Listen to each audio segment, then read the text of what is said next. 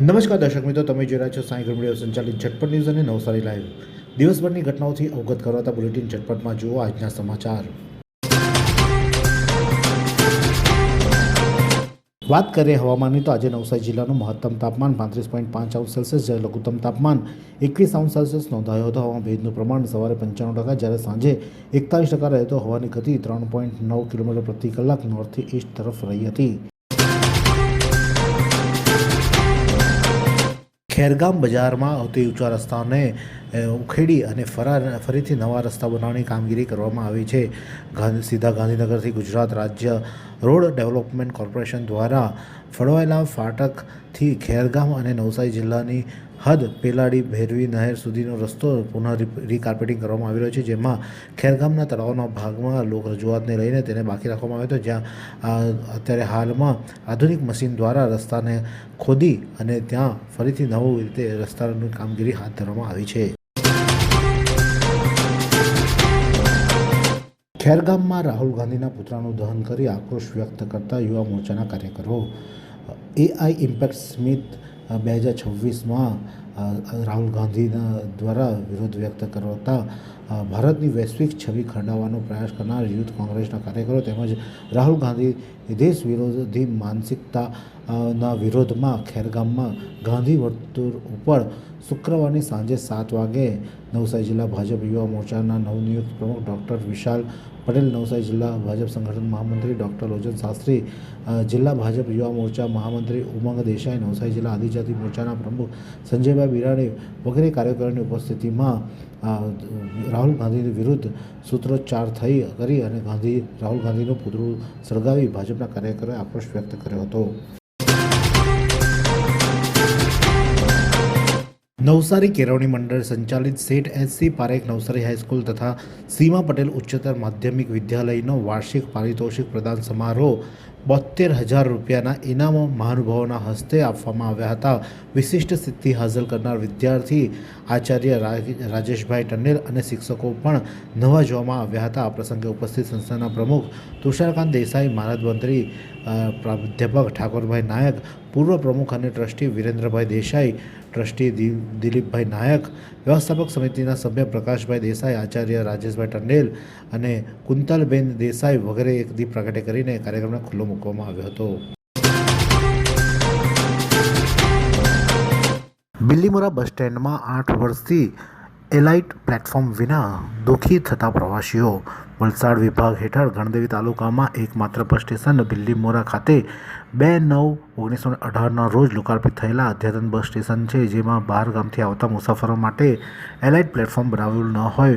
ભર તડકામાં કે વરસાદમાં ઉતરવું પડે ત્યારે ખુલ્લામાં ડેપો સુધી જોખમી ચાલવું પડે છે અને જેને કારણે લોકો હાલાકી વેઠવા માટે મજબૂર બન્યા છે. જ્યારે આ જે વલસાડ વિભાગના આજે જાગૃત નાગરિક દ્વારા આ અંગે ધ્યાન દોરવામાં આવ્યું છે અને જેથી કરીને વહેલામાં વહેલી તકે અહીંયા એલાઇટ પ્લેટફોર્મ બનાવવા તેવી માંગ કરવામાં આવી છે.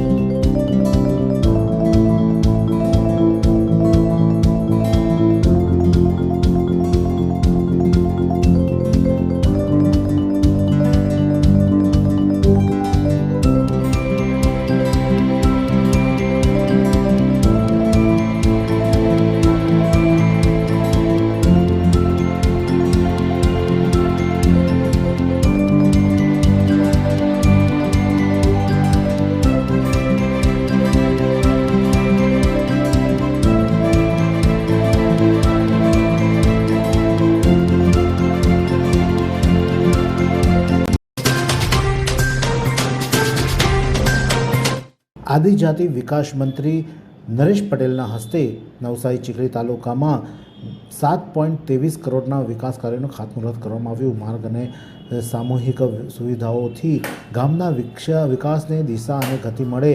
આદિજાતિ મંત્રી નરેશ પટેલ દ્વારા કહેવામાં આવ્યું હતું ગામના રસ્તાઓ, ગ્રામ પંચાયત ભવન અને આંગણવાડી જેવા વિકાસના કામોનું પણ ખાતમુહૂર્ત કરવામાં આવ્યું હતું. જિલ્લા કલેક્ટર ક્ષિપ્રા આગ્રેના અધ્યક્ષસ્થાને સંકલન સમિતિની બેઠક યોજાઈ. આજરોજ નવસારી જિલ્લા સેવા સદન ખાતે કલેક્ટરના અધ્યક્ષસ્થાને જિલ્લા સંકલનની બેઠક યોજાઈ હતી. બેઠકમાં નવસારી શહેર જિલ્લાના વર્તમાન વિકાસ કામગીરીઓ અને જિલ્લાની માળખાગત સુવિધાઓ, લોકપ્રતિનિધિઓના પ્રશ્નો, રજૂઆતો તથા જિલ્લાના વિવિધ વિકાસ કામો અંગે તલસ્પર્શી સમીક્ષા કરવામાં આવી હતી. પદાધિકારીઓ દ્વારા રજૂ થયેલા પ્રશ્નો અંગે પણ સંલગ્ન વિભાગો સાથે ચર્ચા કરવામાં આવી હતી અને કલેક્ટરે વિવિધ વિકાસ કામોની સમીક્ષા કરી અધિકારીઓને માર્ગદર્શિત કર્યા હતા. ચીખલીની MRD આર્ટ્સ તથા EELK કોમર્સ કોલેજ ખાતે નવા શિક્ષણ સંકુલનું ખાતમુહૂર્ત કરવામાં આવ્યું. નવસારી જિલ્લાના ચીખલી ખાતે આવેલા MRD આર્ટ્સ તથા EELK કોમર્સ કોલેજના કેમ્પસમાં પ્રધાનમંત્રી ઉચ્ચ શિક્ષા અભિયાન અંતર્ગત ₹5 કરોડના ખર્ચે નિર્માણ પામનાર નવા શૈક્ષણિક સંકુલનું ખાતમુહૂર્ત આદિજાતિ વિકાસ અને ખાદી કુટીર અને ગ્રામોદ્યોગ મંત્રી નરેશ પટેલના વરદ હસ્તે વિવિધ રીતે કરવામાં આવ્યું હતું. આ નવા મકાનમાં ડિજિટલ ક્લાસરૂમ, અદ્યતન કોમ્પ્યુટર લેબ તેમજ ઇન્ડોર ક્રિકેટ નેટ જેવી આધુનિક સુવિધાઓ પણ ઉપલબ્ધ કરવામાં આવશે.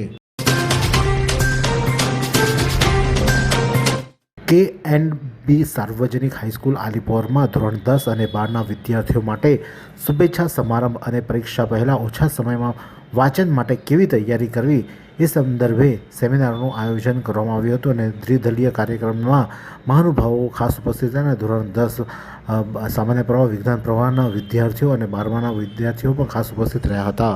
આ સુંદર સૃષ્ટિને નિહાળવા માટે હજારો લોકો પાસે દ્રષ્ટિ નથી અને એ ત્યારે જ શક્ય બને જ્યારે કોઈ ચક્ષુદાન કરે. તો તમારા સ્વજનો સાથે મળી એક સુનિશ્ચય લઈએ. ચક્ષુદાનને પરિવારની પરંપરા બનાવીએ. Visit Sant Punit Chakshu bank, Rotary eye institute Navsari. Call 7069006329. Navsari જિલ્લા માર્ગ સલામતી અભિયાન. નવસારી જિલ્લામાં જાન્યુઆરી 2026 દરમિયાન કુલ 26 જીવલેણ અકસ્માત થયા હતા. ગફલતભરી રીતે વાહન હંકારવું અને મોટરસાયકલ ચાલકોને હેલ્મેટ ન પહેરવું જેવા મુખ્ય કારણો રહ્યા હતા. બાળકો અને વિદ્યાર્થીઓએ શિક્ષકો કે ઘરના વડીલોના માર્ગદર્શન અને હાજરીમાં જ યોગ્ય જગ્યાએ સલામત રીતે રોડ ક્રોસ કરવાનો હિતાવત રહેશે તેવું પણ ખાસ જરૂરી છે. ત્યારે નવસારી જિલ્લા માર્ગ અકસ્માતને નિવારવા માટે કેસ ટુ કેસ સ્ટડી કરી જિલ્લા ટ્રાફિક શાખા અને વહીવટીતંત્ર દ્વારા ટૂંકા અને લાંબા ગાળાની કામગીરી કરવામાં આવી રહી છે. અમલસાડ ખાતે નેત્ર યજ્ઞનો 195 દર્દીઓ લાભ લીધો હતો. 79 મોતિયાના ઓપરેશન નિઃશુલ્ક કરી આપવામાં આવશે.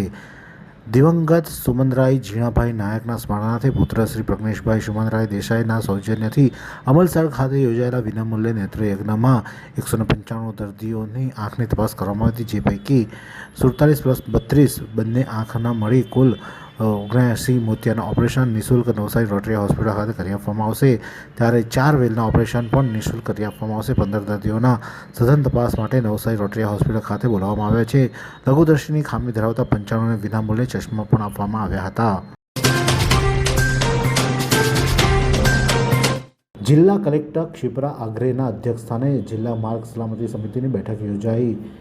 નવસારી કલેક્ટર કચેરી સભાખંડમાં આજરોજ જિલ્લા માર્ગ સલામતી સમિતિની બેઠક યોજાઈ હતી. આ બેઠકમાં જિલ્લા કલેક્ટર ક્ષિપ્રા આગ્રેના અધ્યક્ષસ્થાને નવસારી જિલ્લા તથા શહેરના વિવિધ સ્થળો તથા ગત જાન્યુઆરી માસમાં જે અકસ્માતો બન્યા હોય તે અથવા જે જગ્યાએ અકસ્માત સંભવિત જણાતો હોય તે તમામ બાબતોએ વિગતવાર ચર્ચા કરવામાં આવી હતી. અને બેઠકમાં ટ્રાફિક શાખા તથા પ્રાદેશિક વાહન વ્યવહાર શાખાના અધિકારીઓને પાવર પોઈન્ટ પ્રેઝન્ટેશન થકી જિલ્લા કલેક્ટરને માર્ગ સલામતી તથા અકસ્માત સંબંધી માહિતી રજૂ કરી હતી.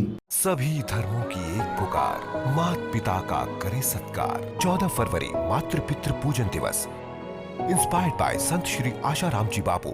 14 फरवरी से एक नई शुरुआत करें, मनाएं मातृ पितृ पूजन दिवस, क्योंकि प्रेम तो पवित्र होता है। इंस्पायर्ड बाय संत श्री आशाराम जी बापू। जागृत देव है माता पिता, तो आओ करें उनकी पूजा और मनाएं 14 फरवरी मातृ पितृ पूजन दिवस, inspired by Sant Shri Asaram ji Bapu.